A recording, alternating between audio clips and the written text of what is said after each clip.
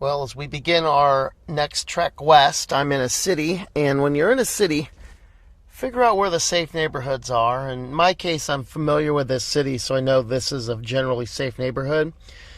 Most neighborhoods, you can park right on the side of the street. I chose this one because there's a lot of rental apartments and multifamily units around here, so if it was just simple houses, I don't like parking on those streets because kind of everybody knows everybody. But in a neighborhood like this, nobody really knows anybody. And so you could just be a visitor visiting some neighbor and nobody thinks twice of a vehicle that gets in late at night and is there in the morning. But it's only 7:30 in the morning, and I'm going to leave now before the majority of people even get up and leave for work. So most people won't even know that I am here. Right, kitty. Right, kitty. Right, kitty.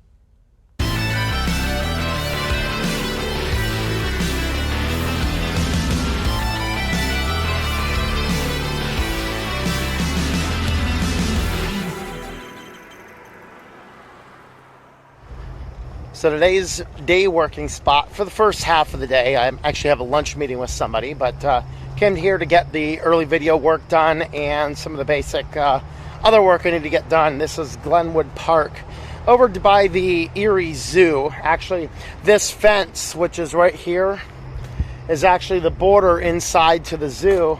There's a little creek. This is Mill Creek, is the little creek down here. And this is actually part of the Erie Zoo. So it's a nice little park off to the side. And I know if you're in the zoo, there's more park on the other side of the fence that's a lot cooler than this. But this had easy, free access to parking and just a good place to come. The only concern I have is getting out of here with the, they have some road construction, so I have to figure out which road I need to go onto either way. So, but it is a nice park.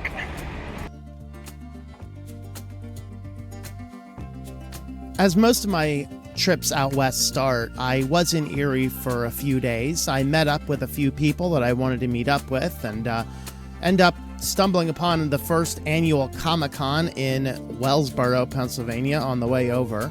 And then I ended up at another amusement park because the only time I could visit my brother was when he was taking his kids out to Waldameer Park. So I walked through there a little bit. Fortunately, it's a free admission. It just costs money if you want to go on rides or do things like that. And yeah, I've already been to an amusement park this summer.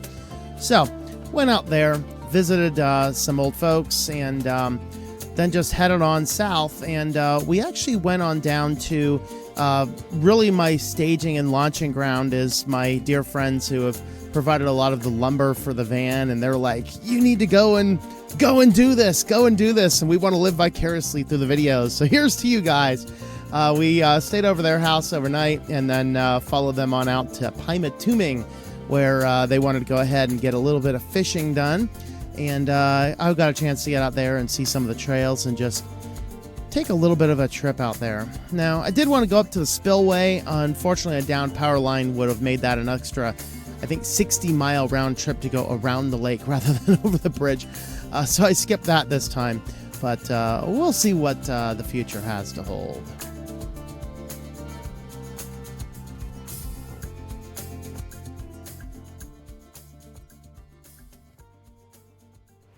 I'm beginning my westward trek again for the second big loop around the country. And this is the last morning here in Pennsylvania. I stayed over at a friend's house and they wanted to come on down and get some fishing done. So I said, well, I'll come on down and hang out for a little bit.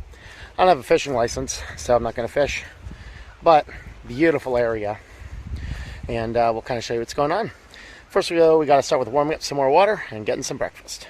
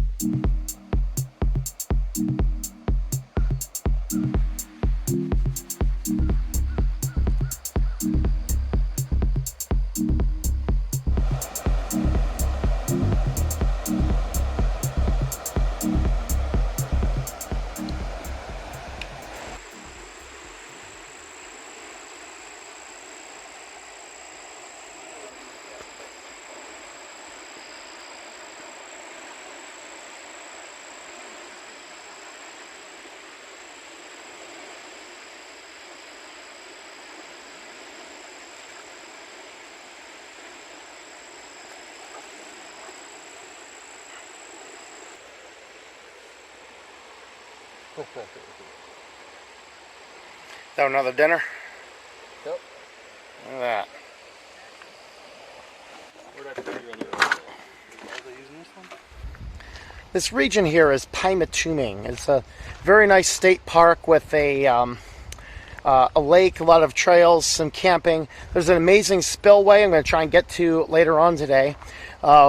Just thousands of carp last time I remember. And I was told they're still like that. I've not been to this part of the park before. This is a friend of mine had scouted this out for fishing not too long ago. And this is their first time coming down. But it's an amazing little spot down here. And over here I'm actually on a little bridge going over the water. So we're going to see what's on this little hike. This is called the Sugar Run Trail. We'll see what this guy has. And I'm just going to do a short little hike and then come on back, and then we're going to do the spillway a little bit later.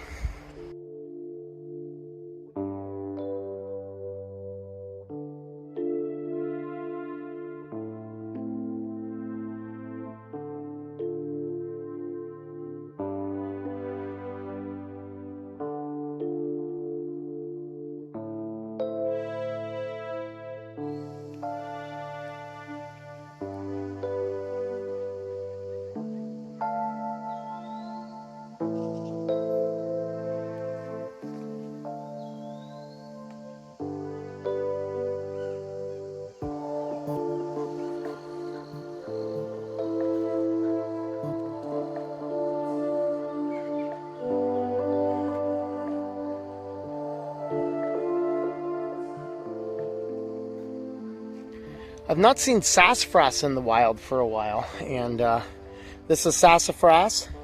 So this was a neat one. Makes a really good tea. However, some people way back, I don't know, I guess it was the mid-90s or something, were like, sassafras causes cancer in laboratory rats. And so they, the idea of drinking sassafras tea kind of declined. I mean, it's been used as tea for years and years and years. So I wouldn't put any real stock in any such interesting claims, but this is a nice plant here. The leaf itself, you can pop off the leaf. Now it's defined by having these lobed leaves that have either 3 lobes, 2 lobes, or sometimes none. So the same tree will have all of those. So this is a 0 lobe, here's a 3 lobe, and then there's some 2 lobes on here as well. So very common. And then you can actually pluck up the leaves and chew on them. Has a really sweet taste to it, really nice.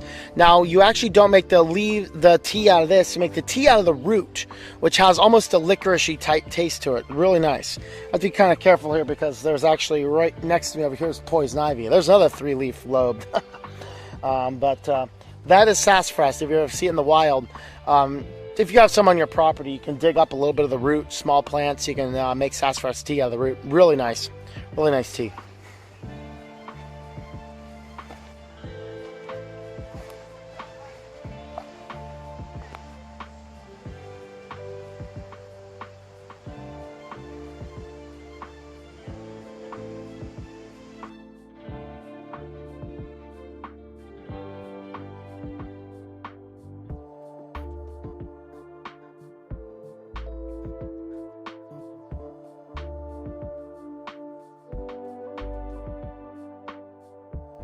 Well, sadly, I'm going to have to skip the spillway, so I'll go ahead and do a in-depth video of Pymatuning another time, maybe next year.